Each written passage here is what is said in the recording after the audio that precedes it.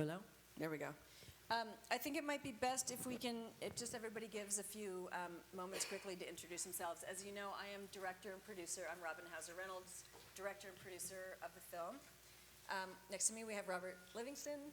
I am a faculty member at the Harvard Kennedy School, and I teach leadership and management, and I do research on the gender gap in leadership. I think am on. I on? Oh, Yeah. yes. Oh, good. Okay, great. I'm Robin Ely, and I'm on the faculty at the Harvard Business School, and I do research on race and gender relations in organizations. I'm Joan Parsons. I'm a longtime employee of Silicon Valley Bank. We've been around for 30 years or so, and I've been there since we were a very small company. So I feel like, being in the world of banking and finance, we're a very focused organization, unique in that way, because we really only work with tech, life science, and the venture capital private equity world. And so the exposure I think that I've had over my 30 years in banking and the 21 years at Silicon Valley Bank, we have a lot of the issues about gender, we have a lot of the issues about inclusiveness, we have a lot of issues generally in what we face with the tech community. We feel that we identify with our clients quite a bit and the challenges and such. And so, when it goes back to education and opportunity and access and, all the things that your documentary is about, these are issues that are very important to us, and we know they're very important to our clients. So my role is, kind of a typical person in the banking industry. We're all about serving our clients. But some of the issues for me at the sort of later part of my career that I find very important, we started a training program a couple of years ago, and I was kind of the lead on making that happen at Silicon Valley Bank. So, there are things that I think with experience and hindsight, you look back and say, there's still some things to be done, and certainly what code is all about, things still to be done, and I'm very glad to be part of it. So I'm here. So just so you all know about how fresh this panel is, obviously I've seen the film before, but none of the other panelists saw it before tonight. Right.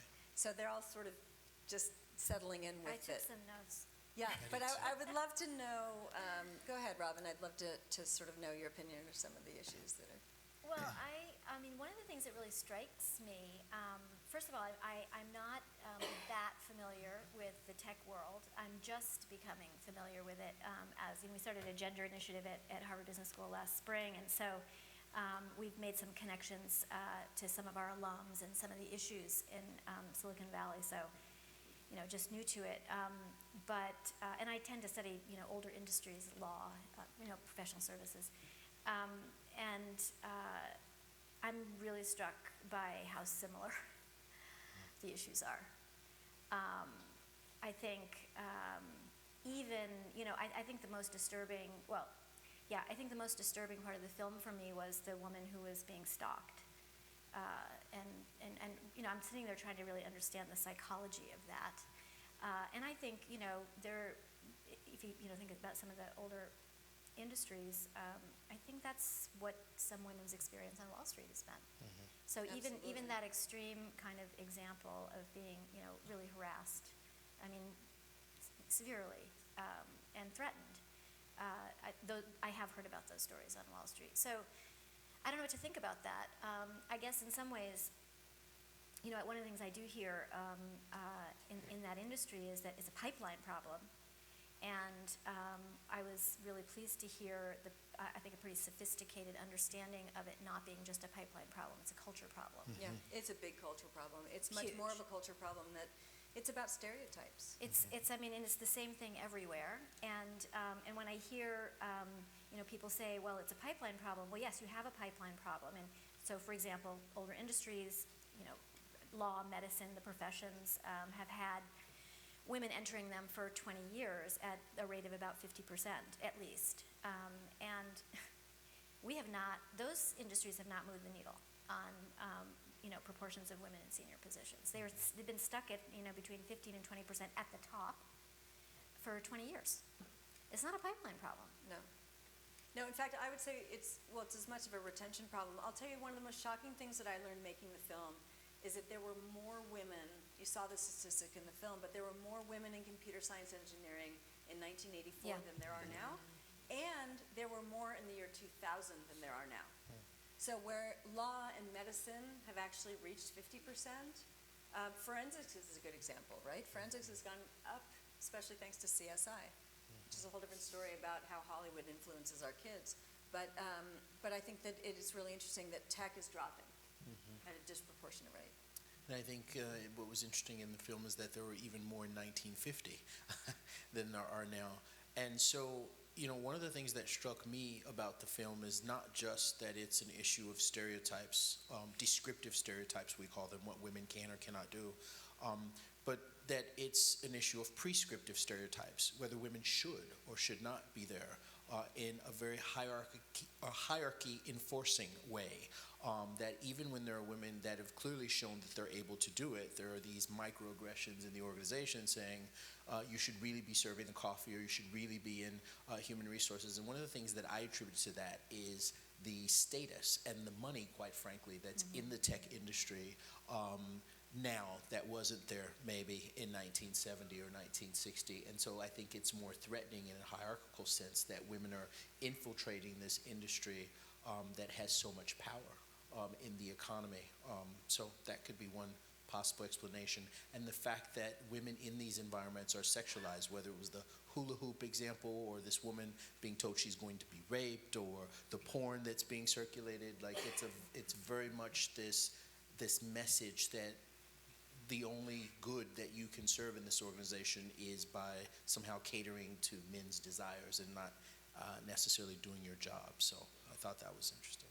So it starts early, right? I mean, I think an important thing is to say it's not all about sexism. I think that it actually, if you're looking at it and starting really early, you realize the problem is we don't have computer science in our schools. And that we can't just offer it junior year as an AP course and expect kids to catch up, because at that point, gaming has a lot to do with this, right? So at that point, men have been gaming since they were 7 or 8 years old. They've got Minecraft, they've got Call of Duty, they've got a lot of these games that have been traditionally marketed much more toward men than they have toward girls, or toward boys than they have toward girls. So by the time you get to your prerequisite class, whether it's an AP class in high school or your 101 class or CS10 class in college, the men, through finding cheats on the internet or whatever, know so much more. And women perceive that as an innate ability, when it's not, but it makes them feel this sort of sense of ambient belonging or disbelonging, where they just don't belong in that classroom. Hey, I thought this was an entry-level class. I thought I should be able to join and find out if I like it or not. And they realize that the men in the room, which are probably 90% at least, know so much more about it that it's intimidating to the women and that join the class. So, I mean, I'm a big proponent of introducing it really early. Like, that's why we put Codable in the film. It needs to be introduced in preschool, in kindergarten, first grade, and integrated not just as a computer science class, but to every classroom. That was just staggering, of course, at the end, to show the countries around the world who have computer science as part of their, core curriculum, and the U.S. is so far behind. I mean, this just continues to be staggering how far behind the U.S. is in public education and, sort of the basics, right? So, I think that's one thing that your film absolutely shows, that it has to start at the beginning. The neuroscience specialist talking about there is no difference between the brain. Is everybody clear about that? Yeah, right. Let's just understand. I'm glad you got that squared away. It's all about exposure, right? That was actually a funny anecdote, because I was driving home from an interview at Facebook, and I remember thinking, I have got to talk to a scientist. I've got to figure out whether there's I have to dispel that for the people that are sitting in the audience saying, guys' brains just work differently and they're better at coding. So I called up one of my producers and I said, can you find like the best scientist, brain scientist, that can handle this question in the area? Well, it was Stanford. It turned out to be a woman. So I said, great, let's go down. So I went and interviewed her, and as I was driving away from Stanford from that interview, I thought, oh my God, I'm such an idiot. There are going to be people in the audience thinking, well, of course she's going to say that, it's a woman. So I thought, now I have to find a male brain specialist, and so I flew to Seattle. Broke the bank, but I did it. I was like, oh God, now I got to go to Seattle. But it was fascinating to me, because I felt like, okay, let's just get that out of the equation. Right. So things like Codable and MIT right here across town with Scratch, right? I mean, this is getting like 5, 6, 7, 8-year-olds of both genders from any walk of life getting exposed to these things that they think are games that, of course, are creating, incredible capacity and getting that exposure at an early age. And why the U.S. is so far behind is it really is a mystery. Well, and that's it. So a game like Codable and Scratch, I mean, it's teaching them the fundamentals of logic, and that's at the base of it. So they don't need to know that this is coding.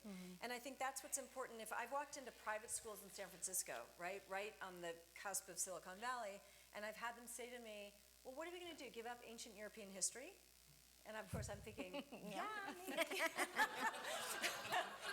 But I still think it's interesting because they're saying we don't have room, we can't go to 5 o'clock, we've got sports, we don't have room to fit anything into the curriculum. And Megan Smith in the White House will tell you it's not about that. It's about incorporating it into the classroom. You can teach kids to write a string of code that will help you visualize a data set in science class. How many times did the frogs have defected livers? Well, let's visualize it. How many times does history repeat itself? So, it's just like we don't have room in the curriculum. Do we teach a class called problem solving? Do we teach a class called logic? Do we teach a class called communications? I mean, that way of thinking that there's no room in the curriculum because it permeates. We have to make room. It needs to permeate. I suspect, though, that one of the challenges is that the teachers aren't prepared to actually incorporate that material into their classes. Yeah. So this is exactly right. Then this is one of the biggest problems is that we can't find teachers. And so one of the discussions that's been really held a lot around this film is I talked to a teacher who was tenured. She'd been 30 years in Silicon Valley. And she said to me, they've been working on me for 10 years to teach coding, but I can't do it. The 7-year-olds are going to know more about it than I do. And the truth is they need to change the way they're thinking, and they have to become facilitators. And it's not about teaching CS. It's about not being intimidated by the kids that might know more about it. You should let the 7-year-old actually run the class. Facilitate the learning of computer science. But it seems that the problem is multidimensional, right? Because women are underrepresented in lots of STEM fields. And all curricula have calculus classes, and they have physics classes. And yet you have an underrepresentation of women in physics and calculus, or math majors and all the engineering subspecialties.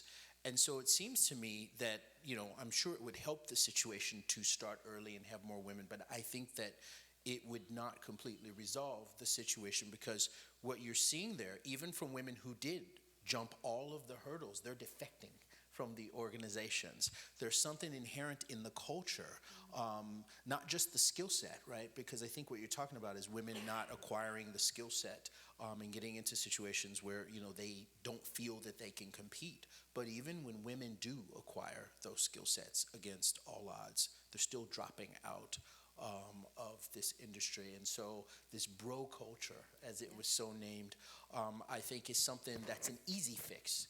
What you're talking, I think, is going to require more resources, more personnel, more legislative or policy shifts to get it integrated into the curriculum. But fixing the culture, making it a more respectful, hospitable environment for women seems that you could get a lot of mileage out of that relatively quickly, and that could have a huge effect. I mean, we saw the president of Harvey Mudd, because I'm sure you run into the same things in the intro classes, the Computer Science 101, that the guys are going to know more than the women for all of these things that you talked about. But she outlined very explicit steps that could be taken on the part of the institution to diffuse a lot of these built-in demotivators for women, if you will, to keep them from continuing in computer science, and that in 8 years, right, the number increased 300%, more than almost 400%, from 10% to nearly half, and that's powerful, and that didn't require, a lot of preschool education in computer science. So I just want to throw that out there as well. No, I think you're absolutely right. Look, in 6th and 7th grade, girls stop raising their hands in co-ed education. Why? Because they suddenly become aware of their sexuality, of the boys in the room and everything. They don't want to look like, they don't want to be the obnoxious smart girls. It emasculates the boys in their class if they're the ones always with the answers. I mean, I have a daughter and I have a son. I remember my son coming home saying, oh my God, she's so annoying. She knows the answer to everything. and what he was really saying was, I'm not that smart. She's super smart. And he was intimidated by it. The girls pick up on those vibes. And what happens is they stop raising their hands. And as it says in the film, they don't want to be dumb, they just don't want to be the smart girl that stands out. And society sends them these messages that it's not okay to be a girl that likes science, that likes computers. At recess, the boys hang around the computers. So I think Hollywood has a lot to do with this. I mean, I seriously do. When CSI came out, within 2.5 years, there was a 75% increase in the number of girls and women that applied to study forensics. So think about the influence that we could have on girls to study STEM and computer science if we had some television show that made a computer scientist not like Cool. Silicon Valley, right? But cool. Why can't you be athletic and pretty and smart girly and smart and really and like computer computer science. science? We have to get that out there to to our girls so that they can see it. I think it's also, though, I mean, all these things are true, right? It's just an overdetermined problem, and it needs to be tackled at all these different levels. I mean, I'm thinking even what we were talking about earlier, you know, getting this into schools at a young age. That actually exposes boys to girls doing it, you know, so it starts to normalize the situation from an early age, and I think that helps, you know, as they get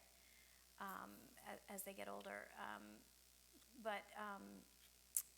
You know, again, I'm sort of struck by how what we're talking about, it exists in other industries. I mean, if you just think about Harvard Business School, and the fact that for a very long time we had a gender grade gap, and you know, it's the dynamics of raising your hand in the classroom is the same there. I mean, you get graded on your class participation, and you know, so and it's I think we're beginning to address the issue, but it's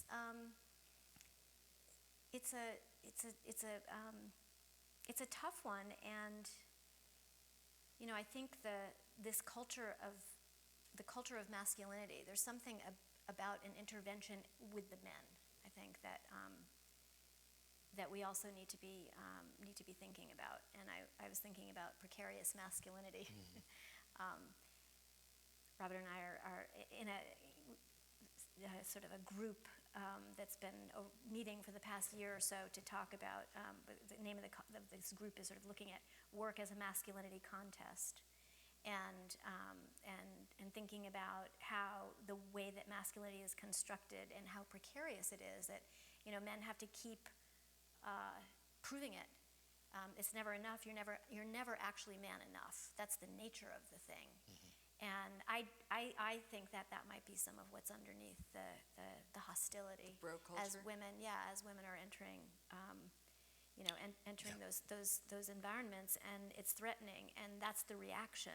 Yeah. And so to be really thinking about not just the interventions with the girls and the women, but how those interventions can actually affect men, and then also, and I was also, you know, I was thinking about, you know, at the end, the white guy who was talking about his commitment to hiring women in the engineering group. When he got there, it was all white men, and how, you know, it's also the men you hire, and thinking about organizations. You know, it's not just bringing women in; it's like bringing the right kind of men in, you know, who are actually going to be hospitable and want to work with other women, want to work with women. And I think you touched on something really important, and you did as well with your son who came home, is that underlying a lot of this is a really profound insecurity.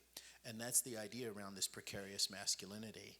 And especially in this industry, I mean, I would venture a guess that most of these guys weren't like, you know, the football captains or the cool guys or the manly men in their high schools or junior high schools. And so, you know, this is their chance to really become alpha when they've spent a whole life being the omega.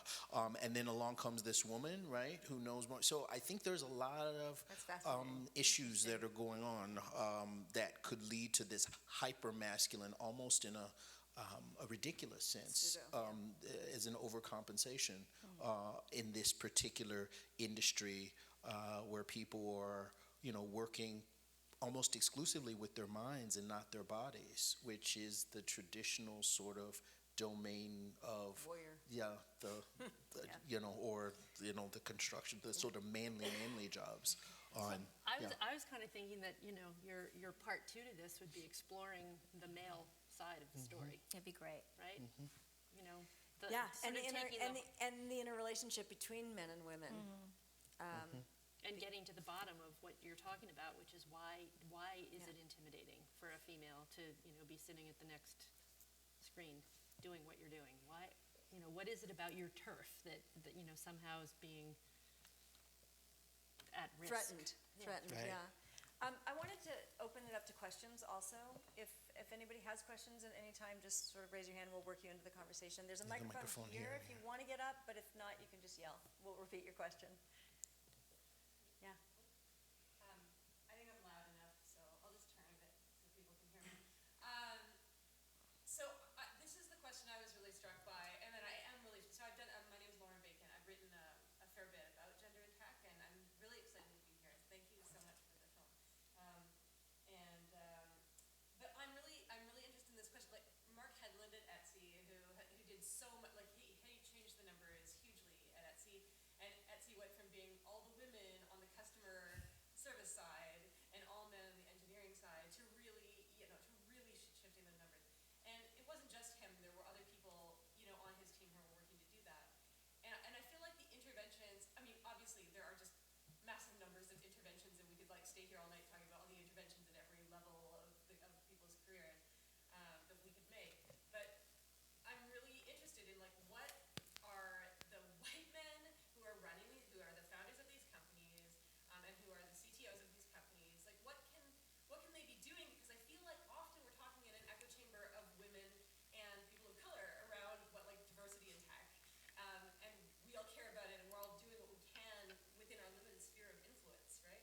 But meanwhile, there's the 85% or more people who are actually running the show, and who are, the funders and who have access to the funders and all of that stuff, who have tons of power to influence these things. Do you see interest from those guys to make these changes? And if so, what are the interventions that are effective at those levels? And I'm sure that I imagine that Robert and Robin can speak to those questions as well from other industry standpoints.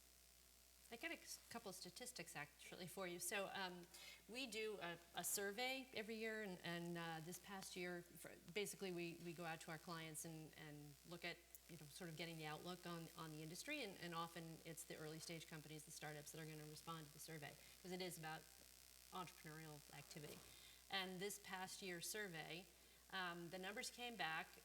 26% of and there were 900 companies who responded. So 26% of them said, this whole thing about, gender and diversity and inclusive, all of this is a big issue for us, and, particularly women. We know what the stats are in tech. So 26% say it's an issue. So 74% don't even acknowledge it, right? 46% say that they have women in leadership roles. So the remainder don't. And 66% of the companies responded that there are no female board members as they, look around. So, this whole issue of, yes, we need to start early, but we need to come at it from both ends. So your question about what are people doing about it? So the people who are in power, the people who are, founders and CTOs who are starting these companies, there's a lot of discussing. Yeah. So I think And I know that's for people like Mark was, the turning point for him was he had a daughter, right? And that's often the story we hear. It's like, I had a daughter, and then suddenly I realized she It's was true. living in a sexist world. The men that care about this issue. No, but I that's realized absolutely true. The first year in the workplace, when I had a client, I was in banking, and already, 1 year into the workplace, meeting with a client, and the man was like the age of my father, and all of a sudden, rather than looking at me like, was I just, going to be getting the coffee, it was like, actually, no, I was doing a real job. We got into a conversation, and he was like, oh, man, this is, my daughter's going to be doing what you're doing. And this whole issue, it's this generational thing. So it's curious to me, because you go to Silicon Valley, you look at, the age, the demographics of the people who are starting companies, some of you in the room, and so here we are, a whole generation later, and not much has changed. So your question, what are we doing? And your comment about, well, it's the men we're hiring. So that's a real big, at Silicon Valley Bank right now, it's a huge issue for us with recruiting. So we are investing a lot in making sure that we, in fact, are practicing what we preach, which is looking for diversity in all ways, thought and, every way possible to make sure that we have the kind of workforce that we need. So I think one thing that's really curious, both about the movie and some of the statistics that were displayed by Miss Chow, the one who wrote to everyone and said, Tracy Chow, yeah. Tracy Chow, who said, tell me how many people, how many software engineers you have overall and how many are women, and then just seeing that column where it ranged from 0% at a couple of companies to about 26%. Looked like there was a median of about 17% or something like that. To your statistic about 47% of the companies having a woman in leadership, what I saw that was really interesting in the movie was a high level of tokenism. Of, you see a woman and she's the director of engineering for this, or the COO of that, or the director of this, and that's not unusual. There's a phenomenon in our literature that's known as moral credentialing, right? You feel familiar with moral credentials? Okay. So what this basically says is, if you hire one woman or one African American, or the classic study was people who voted for Obama. If you voted for Obama, that then freed you up to do a whole lot of discrimination against black people, because you have proven through voting for the president that you're not racist. Oh, and so they did these experiments where people either got to vote for Obama or not, and then they hired a candidate that was equally matched to a white candidate because the resumes were the same except for the race. And people who voted for Obama were more likely to discriminate against the black candidate. And so it's been found in lots of different areas and fields, and it generalizes across categories. So what I'm seeing there is, if I appoint one woman to director of whatever, then I can kill 3 birds with one stone. I can check it off. I can have a public face, this sort of symbolic representation of gender equality, while the people in the trenches are 0%. The people who are actually doing the coding, right? The code range from 0 at the low end to at the very high end 30%. So I think it's a way to actually ensure that there's less diversity than there would be if you didn't have any women at all in these leadership positions. Not to say that there's anything wrong with having women in leadership positions, but we want that to not be used as an excuse or a credential that then enables you to not hire equally qualified women lower on. I absolutely agree, and I think this is why I'm really against quotas. Because I think the minute you have quotas, then you sort of check off a box and put them there. And let's be honest, women and people of color want to be hired out of merit. They want to be hired because they know that they were the best candidate for the job. And it actually puts the companies in a little bit of a predicament, because there are companies that come to me and say, okay, I really want to hire a woman, but I can't make it obvious that I'm hiring a woman because we can't make it look like reverse discrimination. Yeah, it's tricky, isn't it? It's tricky. I don't think it's so tricky, because well, it is and it isn't. So there's a lot of research that shows that being tall, for example, for a man, gives you a really strong advantage in leadership positions, and that most CEOs, presidents, U.S. presidents, also are on average 3 to 4 inches taller than the median height for a man. But you don't hear tall CEOs saying, gosh, did I get this job because I'm 6'4", or is it really my ability? Or did I get it because I'm a 45-year-old man with salt and pepper hair and I'm devastatingly good looking? Or is it really because I know something about... No, but there's a whole prototype around who gets those jobs. And just as there is discrimination, there's also privilege. And there's certain types of people that have a leg up. But the difference is they never question that when they get into those roles, even though those things played a big role in making them fit what X should look like, what a president should look like, and what a CEO should look like. So, and the second thing is the representation of women, at least in the Fortune 500, has varied between 0%, right, and the first one sort of inheriting it from her father was Abigail. No, Catherine Graham from the Wall Street, or the Washington Post. I always say the Wall Street Journal, it's the Washington Post. Yeah. And now being an all-time high, 4%, right? So in 60 years, 50 years, it's vacillated between 0% and 4%. something needs to be done, something drastic. And yeah, and there's research showing that women are actually better leaders in terms of transformational leadership when they get in those roles. I was just going to say, that's so interesting. It's a really good thing that Napoleon don't like wasn't that, American, No. right? Okay, Robin disagrees, so we have our... No. Alice Egley would say that, so there's research that you can cite where it has been argued in our field that women are better leaders than men The when they difference get is there. this big. But the point is, they're not worse than men in these That is leadership for sure. positions. So we can agree on that. I think we have another question up here. Go ahead. I was going to say, I'm not that tall. Hello. First of all, Robin, I want to thank you so much. This is so cathartic for me. As a CS alum from MIT, from the 20th century, Congratulations. say no more. I made it in spite of. Laughing out loud. Good. Believe me, I made it in spite of, not because of. Even I went to an engineering high school, and I was told I could go to MIT. So I've been through it all, from Well, kudos to you. being told what I could I do my entire life. Yeah. I just want to say that I was very honored that a couple of years ago, and then last year, the Harvard Women in Computer Science had their We Code conference, Women Engineers Code Conference, and I had the chance to talk to women from 40 different colleges. But what they specifically asked me to come, I said, I just want to sit in the back. I'm a STEM education advocate. I'm trying to support. I've been a technical assistant for Black Girls Code at Google in New York. I know Kimberly Bryan. I know half the people in your documentary. And I was shocked. They said, they know I'm an entrepreneur, and they said, no, we want you to come and give a hands-on workshop on female tech entrepreneurship. And they know that I'm a corporate refugee because I got tired of fighting. I had inside information about the disparity of the compensation. Yep. And we're talking like not a few thousand, 20, 30, 40,000, like another whole person's salary worth. And then people would ask me, why are you bootstrapped? Why are you doing this? Why are you, I kept being offered jobs. And I would just laugh. I'm like, do I have stupid on my head? You're going to overwork me, underpay me, and then exploit me, and then use me as a photo op. In other words, all the things you're talking about. I have been self-employed for many years. Happily, there's what's that MasterCard commercial? Priceless. Owning your life and your time is priceless. And I'm so glad that the young ladies asked me, what can we do so they can start with, they have open source software, open source hardware, they can start bootstrapping, crowdsourcing, Kickstarter, whatever, and I determine my corporate culture.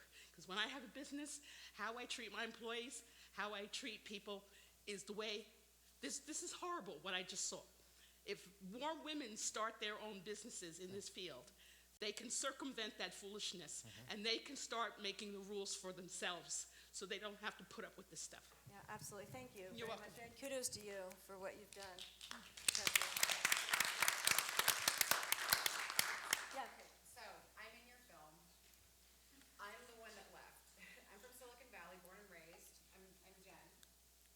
Dad taught engineering at San Jose State. I started fan-line programming in junior high, only girl. Went to school. I was surrounded by Silicon Valley, but I loved it. And I became really into programming. And by my 20s, I was really proficient. Ended up working at a startup in 25, running a developer magazine, doing code. The hard thing was that I got forced over to marketing. And then I was like, okay, cool, as long as I get back to do my work over here.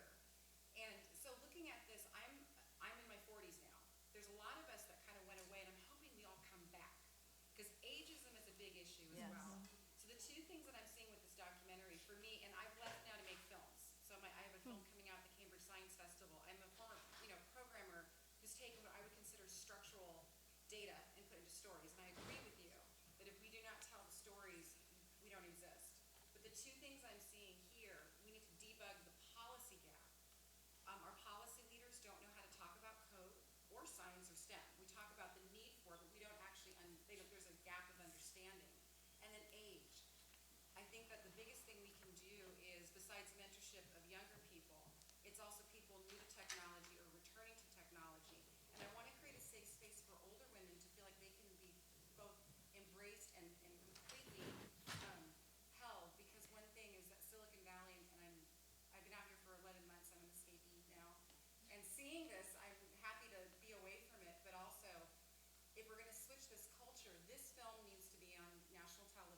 sure. The dialogue needs to happen.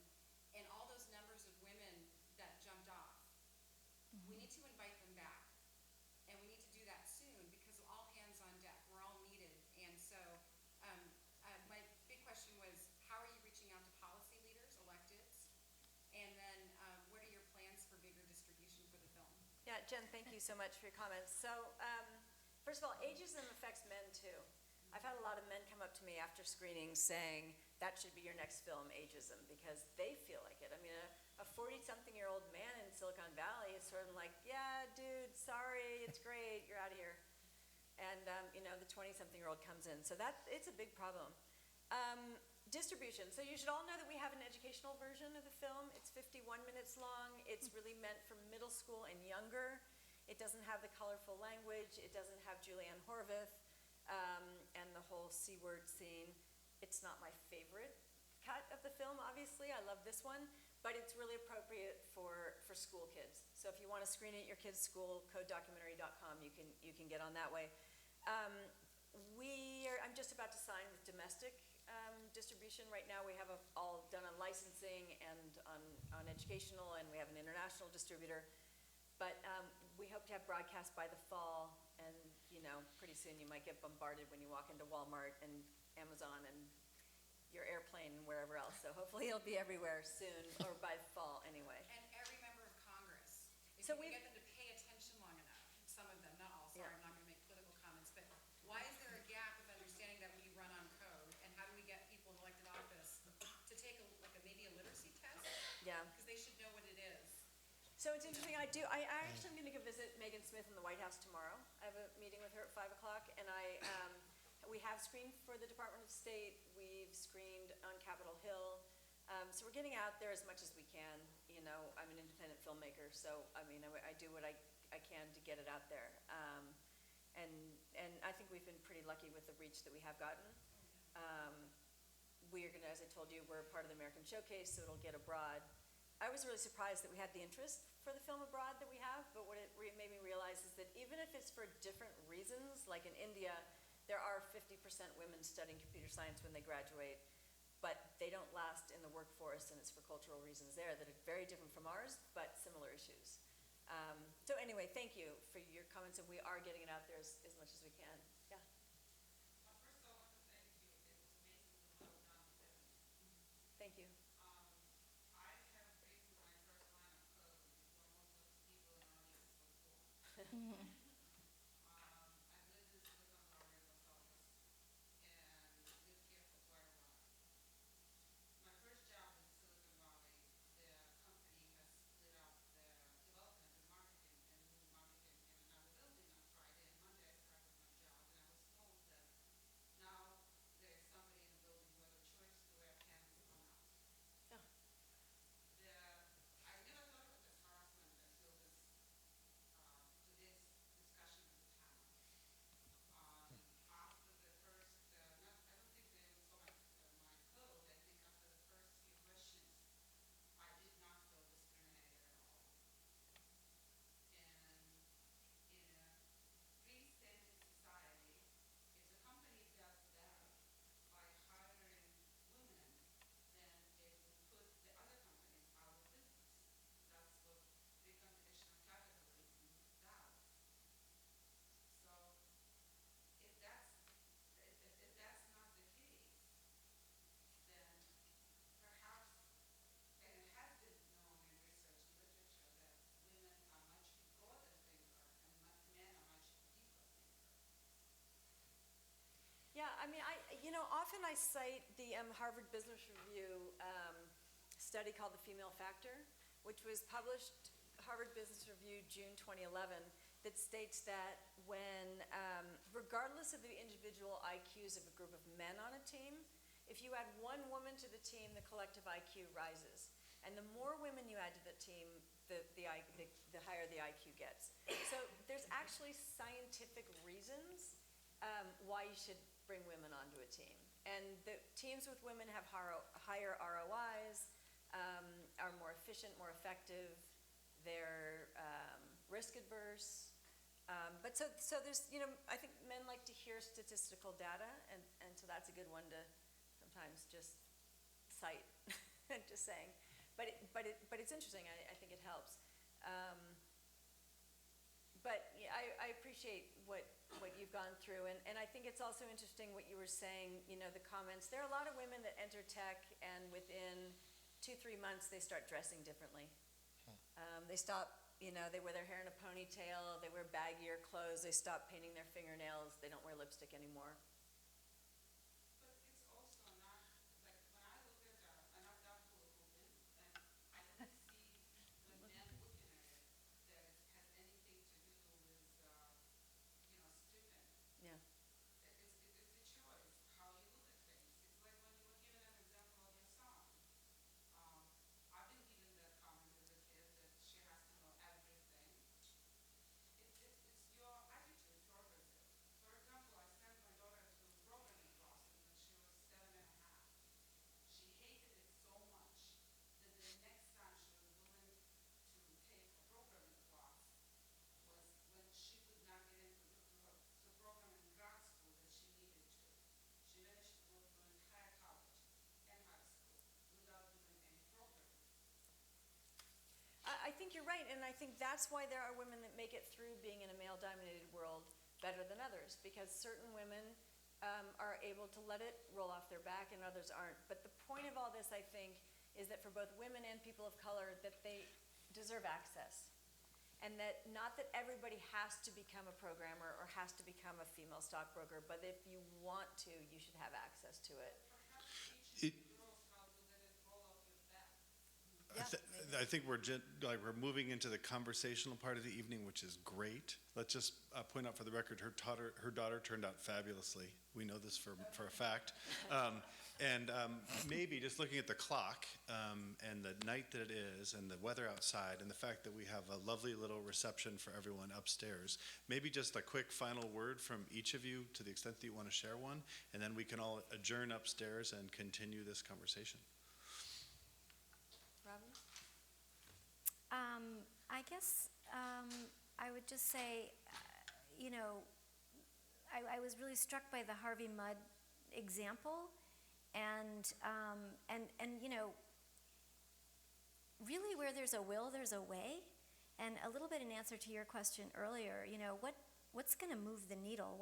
All these men who are, in these positions, and, if they don't care, if they don't have a pain point around this, it will not change. And what I like about the Harvey Mudd example is that there was a pain point around it, and so they changed. And one of the things that I think was really interesting about that is about the way they changed their culture. I mean, at least this is what they're saying, they did things like they took care to pay attention to what happens when people fail. And they took care to make sure that people could actually learn and develop. And these are the kinds of things that I think organizations more generally really need to do. And you can do it, but it's not easy. It requires a lot of change, and you have to really want to do it, and you got to stay on it. And so, is the glass half empty or half full? I don't know. I mean, I can get pessimistic about that, but I do think it's not going to happen overnight.